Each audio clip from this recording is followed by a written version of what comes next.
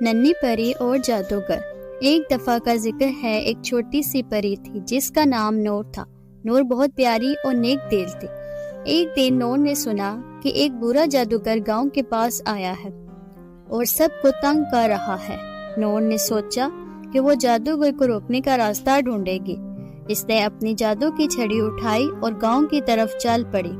راستے میں اس نے چھوٹے چھوٹے جانوروں کی مدد کی جو اسے دیکھتے ہی اس کے دوست بن گئے۔ گاؤں پہنچ کر نور نے دیکھا کہ جادوگر ایک بڑا سا درخت گرا رہا تھا۔